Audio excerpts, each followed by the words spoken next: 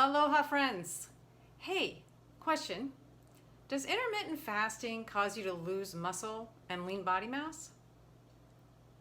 Well, a new study has been interpreted to be saying that, and let's take a look at that, because if that is true, we definitely want to know that. So, this new study is published in the Nutrition and Metabolism Insights Journal, and it's titled Evenness of Dietary Protein Intake is Positively Associated with Lean Mass and Strength in Healthy Women.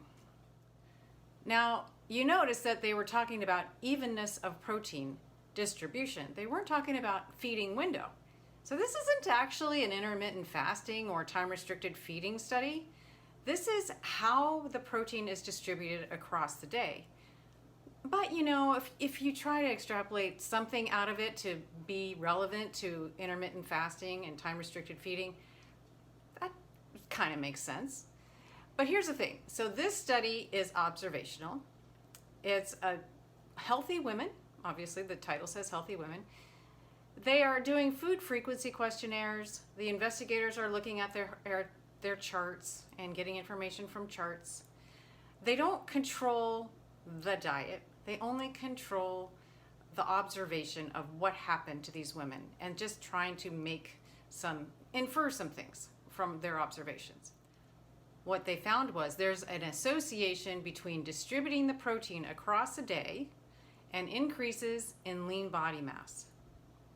Now, what's interesting to our group, myself included, is that this was especially noticed in women over 60 who were eating at least 1.2 grams per kilogram of body weight in protein.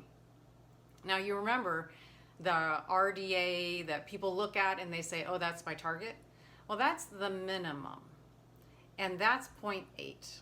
But we're talking 1.2, which is 50% higher than the minimum. These women over 60, that was associated with greater lean muscle mass, lean body mass, which includes muscle. Now, we already know that higher protein is associated with greater increases in muscle, especially if you are doing resistance training. And that observation has peaked out at 1.6 grams of protein per kilogram, so even higher than these women were taking in. But the higher protein intake plus resistance training is what really gives you the gains in lean body mass. And as we know, as we age, that is so critical to hold on to, because it's harder for us to gain muscle. We have resistance to gaining muscle. Our hormones have changed.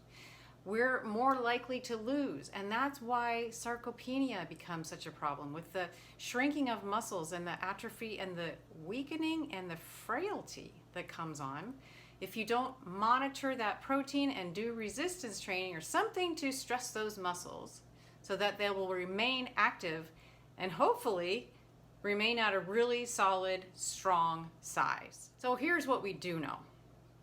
We already do know that we need to push ourselves to eat more protein and to do resistance training. And that's sometimes hard to do. Both of those are hard to do. And then if we shorten the window of eating, then it's extra hard to do. Because now you have to eat, what if you're eating 100 grams of protein a day? 2 meals of 50 grams? Or somehow you're gonna have to fit in 100 in this little short window. It makes it harder to do. You know, this is an interesting topic. I would love to hear your comments. So hit the down below, go in the comment section and let me know, what is your experience with intermittent fasting, with protein, with trying to gain muscle, with trying to lose body fat? What's been your experience, and have you tried this time-restricted eating idea or not? What are your thoughts? Okay, like, subscribe, tell your friends. Thanks for being here. See you again soon.